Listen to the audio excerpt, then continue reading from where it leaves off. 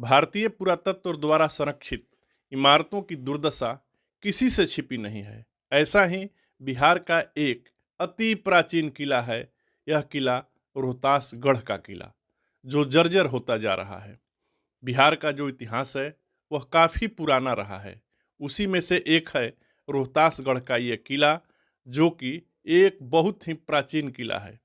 बिहार के रोहतास जिले में स्थित यह किला बहुत ही प्राचीन है। रोहतास जिले का जो मुख्यालय सासाराम है, उससे लगभग 55 किलोमीटर और डिहरी ऑन सोन से 43 किलोमीटर की दूरी पर सोन नदी के बहाव वाली दिशा में पहाड़ी पर स्थित है, जो समुद्र तल से 1500 मीटर ऊंचा है। कहा जाता है कि इस प्राचीन और मजबूत किले का निर्माण त्रेता युग में अयोध्या के सूर्यवंशी राजा त्रिशंकु के पौत्र और राजा हरिश्चंद्र के पुत्र रोहिताश्व ने कराया था। इतिहासकारों का कहना है कि किले की 4 दीवारी का निर्माण शेर शाह ने सुरक्षा के लिए करवाया था, ताकि कोई किले पर हमला नहीं कर सके।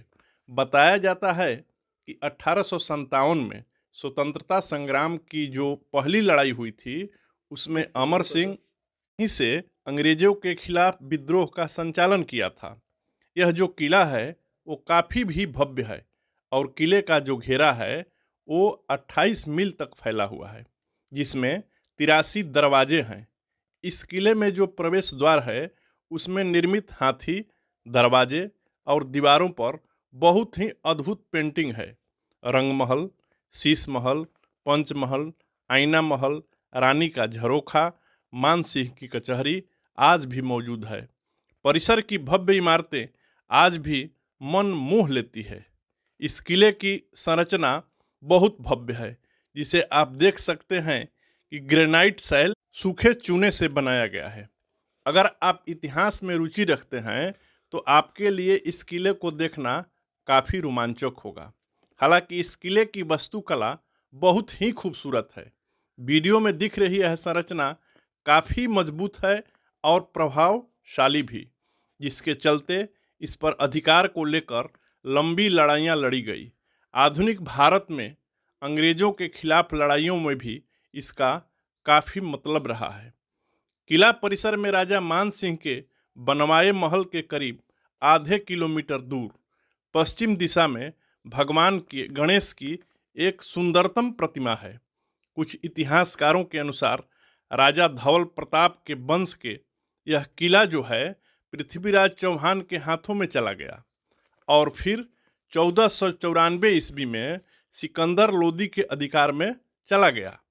वहाँ में से शालिवाहन, क्षत्रिय और उसके बाद 1592 में बाबर ने इस किले पर अपना अधिकार कर लिया। लंबे समय तक बाबर के अधिकार में रहने के बाद इस पर खरवार वंश के क्षत्रियों का अधिकार हो गया।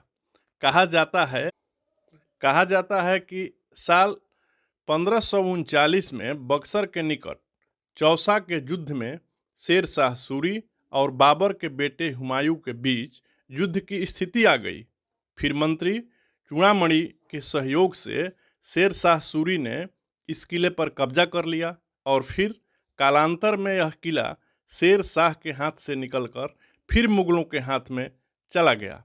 1764 में बक्सर की लड़ाई में मीर कासिम को हराकर अंग्रेजों ने इस किले पर कब्जा कर लिया।